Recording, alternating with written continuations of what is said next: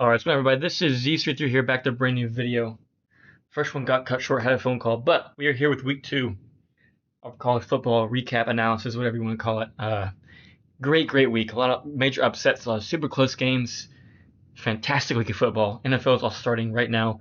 We've had games all day long. Not a big NFL fan, but for those of you that are new hand fantasy league teams, good luck. But let's focus on the better football. College football. Number 1, Georgia. Tennessee Tech. Loki didn't even know Tennessee Tech existed. I suspected they got blown out, 48-3. Carson Beck there, one of the Heisman favorites, although I don't suspect he'll win it. Very good game, 242 yards and 5 touchdowns. Great game for him. Georgia, looking as promised. Western Michigan. Fun fact about Western Michigan, they used to be a very strong non-Power 5 team under head coach Foster, who then, after a very successful season, I believe they went to a New York Six bowl game. Can't remember if they won or lost. Either way, he then became the head coach of Nebraska, his alma mater, where I believe he played actually as a quarterback. His stint was unsuccessful, and he was replaced by their current head coach, who we will speak on later. They have not been good since at all. They played Ohio State, arguably the best team in the nation. I really do think that we will see Ohio State in the national championship this year. 56-0. Will Howard, the transfer from Kansas State. What a great move there to transfer from Kansas State to Ohio State. Incredible move by him. Probably one of the better transfers of all time. Smith, the freshman receiver, 119 yards. As you can see right here, we're not gonna watch the video because copyright infringement. But 71-yard touchdown. He obviously was one of the most touted recruits, wide receiver wise, and he is proving the hype correct, because boy is he good. Might be the best receiver in the nation, period. Maybe. Move on down here to the team that I want to focus on right here, Texas and Michigan. I am a Longhorn fan, actually going to the ULM game in a couple weeks. Very excited for that. Texas goes into Michigan, Ann Arbor, the big house, and smacks them. Actually, unfortunately, had to work. It was a morning game at 11 and noon. I don't know why they had the game of the week in the middle of the day. I would assume it'd be better to put it at night so people could watch. I mean, it is the weekend, but at the same time, people still do have work on the weekends. But either way, it was already 24-3 at halftime. You see, Michigan kept trying to run the ball up the middle, which is Texas' strong point, which is their defensive line. Got to run it out the side. Let the running back use his speed and looseness to try and get past the defensive linemen, who are bigger and slower. They didn't do that. The quarterback, yikes. He has a cool story. He was a 4-star recruit, got diagnosed with leukemia, became a walk-on, is now starting for Michigan. Great story. However, he didn't have a good game. He had 2 interceptions. One was just a horrible throw. The other one was unlucky. He was batted up, and we got to it. Quinn Ewers, 246 yards, 3 touchdowns. Wingo, the wide receiver, who, if you play the football game, was not a starter. I think he was actually the 4th or 5th string in the football game, and he is now, I think, both games, he has been the leading receiving yard for the receivers. So great for him. Didn't even have a picture up. So great for him. I actually know the tight end, Helm. He actually is the backup tight end on the football game, and he had 98 yards. Very impressive. Very impressive. Blue almost got hurt. Had a bit of a hobble. Get back in the game, so didn't play as much. That would be our second primetime running back going down. But we got 2 backups who are also tremendous. You know, Alabama used to, like, the running back university, they had so many running backs, like back, boom. And, like, I think Texas is now running back university, because our running back depth is insane. Honestly, the backups might be better. I don't know. But Texas, big win here, 31-12. Absolutely demolished them. I will say this, though, excuse me.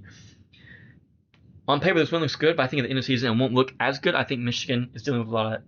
They're one of the youngest teams in the nation. Brand new head coach. The scandals. The J.J. McCarthy, who wasn't really that great. He was carried by the line. Either way, head coach is gone. J.J. McCarthy's gone. I don't think they will... The Big Ten is now a lot more competitive. I personally don't think they will finish in the top 3, maybe even not even the top 5 teams. They're going to get smacked by Ohio State. That's a fact. There's no way Ohio State doesn't beat this team by 30 or more. This won't be as good of a win, because I don't think Michigan will be in the top 15 at the end of the season. I really don't. Really don't. But either way, Texas was very impressive on both sides of the ball. Michigan just could do nothing. until the garbage time at the fourth in the fourth quarter. So I'm really hoping that this is Texas' years to finally do something, at least get the championship game and make it close or win a championship. And you got Arch Manning coming in next year. I'm really, really excited for the future of Texas. I might cry if they win a championship. I might cry. Anyways, let's move on. South Florida. As we all know, South Florida almost beat Bama last year. In fact, I think in the fourth quarter, it was like a 3-point game. Bama eventually won. This game was also pretty close until the fourth quarter when they scored 28 points. Milroe, again, not having a successful day passing, only 194 yards. Again, his strength is in the option and the running aspect of it. The running back had 140 yards. Very impressive. A questionable game for Alabama, but as we said, South Florida is not a bad team, and they have proven that they can hang with top teams if you don't really give them the credit that they're owed. But again, Alabama is facing probably the toughest conference in the history of football in the new SEC, so we'll see what they can do against the better teams. Personally, Alabama may make the playoff, maybe as a very low seed. But let's move on to the big upset of the year. Notre Dame, the Fighting Irish, also known as the Fighting Frauds, go down to Illinois, a team that had never been a top 5 team in the history of its program ever. Ever. And they won 16-14. I also will say this, Notre Dame was definitely cheating. The refs had a bogus call on a 4th and 1.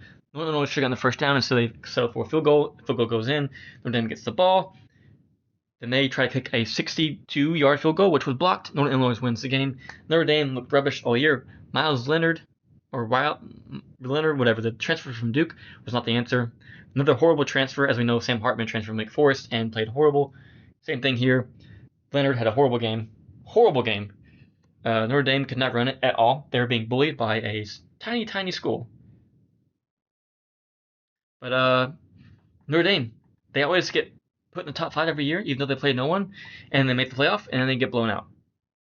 And I'm just very excited to see Notre Dame lose. Never been a Notre Dame fan. I do love the movie Rudy. I do love that movie, but I do not like Notre Dame in the slightest. And they lost at home too, so this is incredible. Big ups from Illinois. I really hope that they're one of those teams, non-power teams, that can stay in the top 25 and get an awesome bowl game and get some more exposure to their program and maybe become the next Boise State.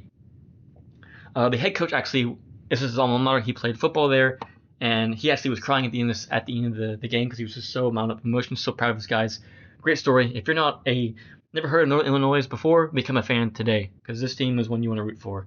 Their running back had a great game, 99 yards rushing and 126 yards receiving. He actually got hurt and was out for pretty much the whole second half. Otherwise, maybe Northern Illinois could have won by a touchdown or something. But Notre Dame goes down.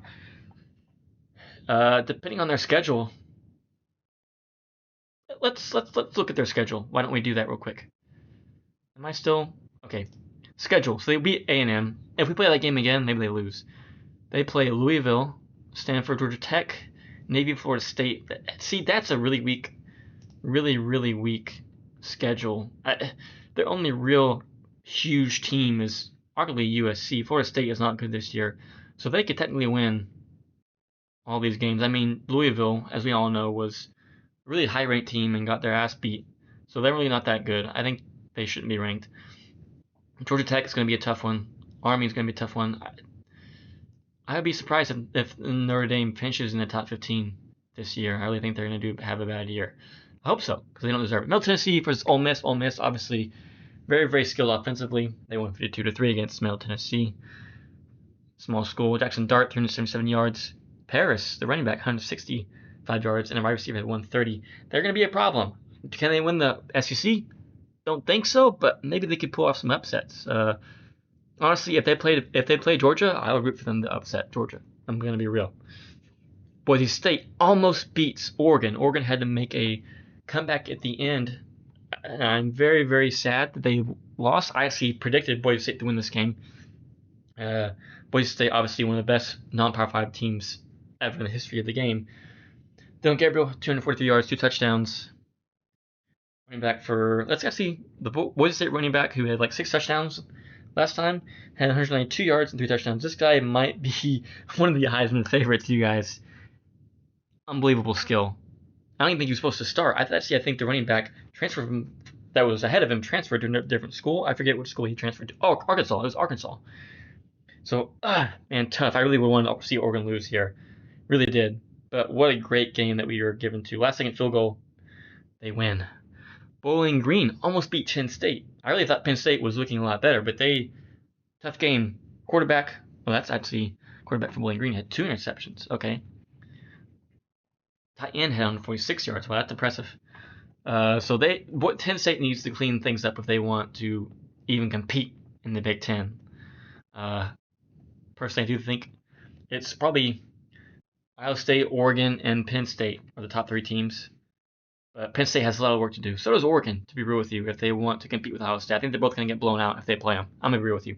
Missouri, another SEC hopeful that had a great year last year, 10-2, got a better defense, hoping they do better. Honestly, I'd like to see them pull off some upsets. I really would. 38 to nothing against Buffalo. Cook, 22 yards, 222 yards. Great game for them. We'll see what they can do against tough competition in the SEC. I'm really rooting for them to do good, even though they're a former rival, kind of rival of Texas in the old Big 12. But again, a team that's normally not very good, I want them to do good. Baylor and Utah, 23-12. This is not surprising. Baylor is a poo-poo program. Utah, Cam Rising, who I thought last year was going to be one of the Heisman's favorites, but he got hurt. And I thought that Utah was going to be a top 4 team.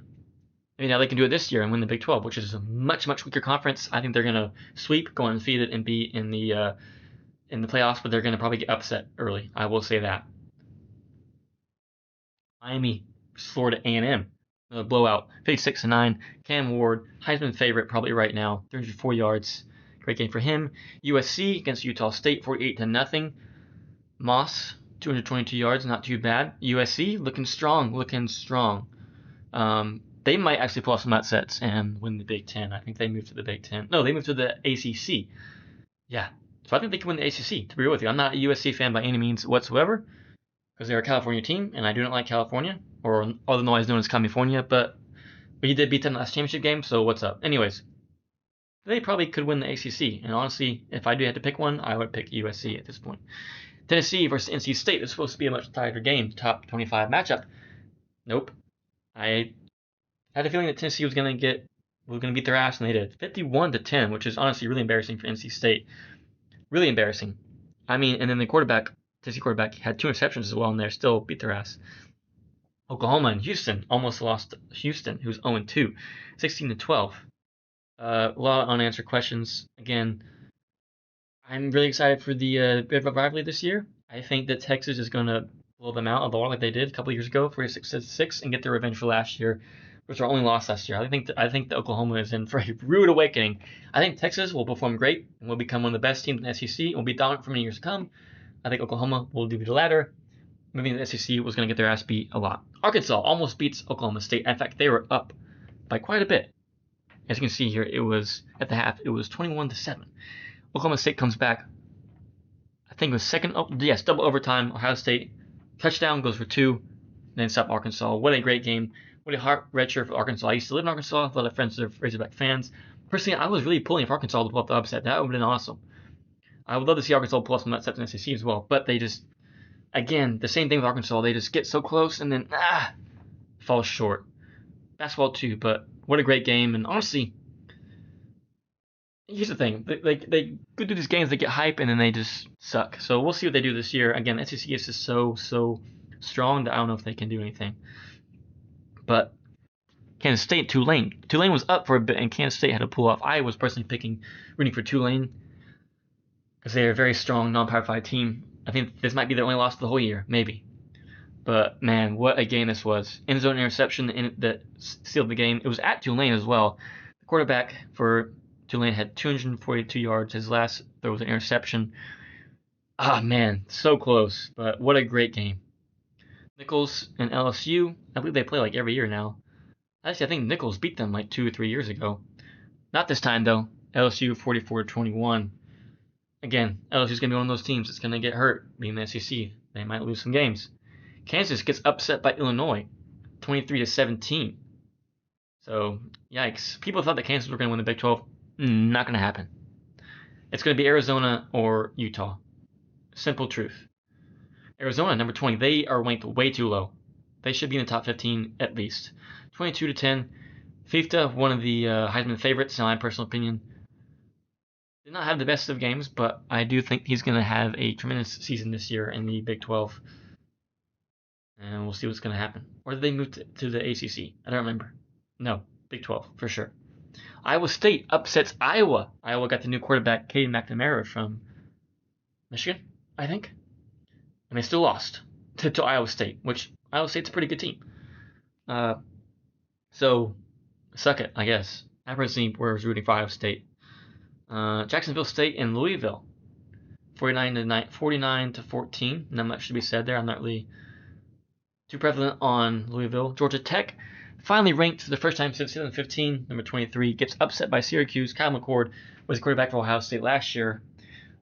The only reason why he transferred was because he lost to Michigan, and they weren't in the playoffs. He didn't have a bad year. He just didn't have a championship year, and moved to Syracuse, where I gotta agree with you. Syracuse could be a contender for the ACC with him as quarterback.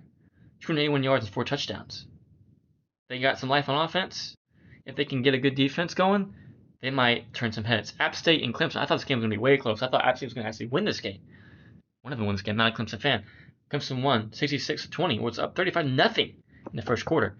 Cade Klubnik had 378 yards, 5 touchdowns. Is Clemson about to silence the doubters and win the ACC? I doubt it, but never know. Let's go ahead and go to the rankings. See if these updated. They are. So in the AP, Texas jumps Ohio State. Tennessee up 7 points. This is the first time in the history of college football that the SEC has 6 teams in the top 25. Sorry, top 7. They've got 1 here, 2, 3, 4, 5, 6. That's really impressive. People think, oh, it's SEC bias. No, they're just far and away the best program in the best conference in the nation. It's just pure facts. Then we got Penn State. Oregon falls down 2 because they've had 2 really, really close games. Logical. Miami moving up 2. Logical. USC moving up. Logical. UT moving down 1. Oklahoma State moving up, as well as Kansas State, both undefeated, although they've had 2 games against not really great competition, but whatever. Oklahoma stays where they are. LSU moves up 2 after losing the first game. Michigan down 7 after they're getting their ass beat. Notre Dame down 13 after getting beat by a no-name team. Louisville, Arizona, Iowa State, probably not ranked. Clemson moving up 3. Nebraska, Boston College, Northern Illinois. First ranking ever for Northern Illinois, I think. Oh, this game. We want to look at this game. Nebraska. Scores. Colorado, as we know, either you love them or you hate them. They got their ass whooped by Nebraska. People thought that maybe Colorado was going to fix the offensive line. They did not. Sanders was getting pounded. I think he had like 3. He's getting pounded. Whoa, pause. He got sacked 3 times in the first quarter alone. Colorado is going to have another bad year. Here's the thing. Travis Hunter is probably the best player in college football. Sanders is a great quarterback. But Colorado used to be a good team way long ago. But it's a small state. There's not a lot of money being poured in. There's a lot more money now with Deion Sanders, but it's hard to build a program, you guys, in these day and age with NIL, and it's really hard. I think moving to Colorado and not staying at Jackson State and dominating the SWAC for decades was a mistake. I think he should have stayed there. I think he should have stayed there in the SWAC. The historical back communities brought more players and only would just go play the Big 5 teams and trying to build that conference up. That's my personal opinion. I don't think they're going to ever be good. I gotta agree with you.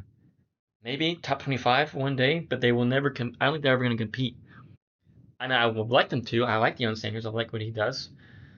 I like the way he presents himself. People don't like it, but I think it's pretty cool and pretty funny. And you can tell he really cares about his players. Some people think he's selfish. It's all about him. I don't think that's true. And it's just his character and how he is. Back in the day when he was a player, and he was one of the best players of all time. But Dylan Raiola was supposed to go to Georgia, went to Nebraska instead. Guys, Nebraska, they might have found their quarterback. They might have found their coach, Matt Rule, who actually was at Baylor, brought them to very, very big success, and then immediately left to the NFL, got his ass whooped, and then comes back to Nebraska. But, boy, they're looking scary. Raiola is the real deal. They got a pretty good defense. They were playing Colorado. But Nebraska, mark my words, might be a contender or might make the playoffs in the next couple of years. So we'll see what happens with Nebraska. They actually hold the record for the most consecutive times rankings in the top 25, like over 100 more than Alabama, who still has their current. That's impressive. So they used to be a really good program. They haven't been good for a long time, but maybe finally they got some life in them. So yeah, that is it for the top 25. Go to scores. Let's go. We can go to next week. See what we got here. Any big games coming up? Arizona, Kansas State. That can be a good game. Alabama, Wisconsin. Could be a decent game. Oklahoma and Tulsa. LSU and South Carolina. South Carolina's undefeated. Arkansas State and Michigan. Boys, Boston College and Missouri. Now, in my college football video game, in a simulation, Boston College was number 4 in the nation and made the playoffs.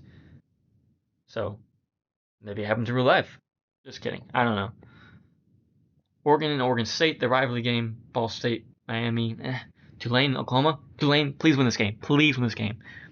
Notre Dame or Purdue, Utah and Utah State, in-state rivalry, Ole Miss, Wake Forest, UTSA and Texas. It's going to be probably quite the blowout. But you never know. UTSA is a very, very good non-Power 5 team. So watch out.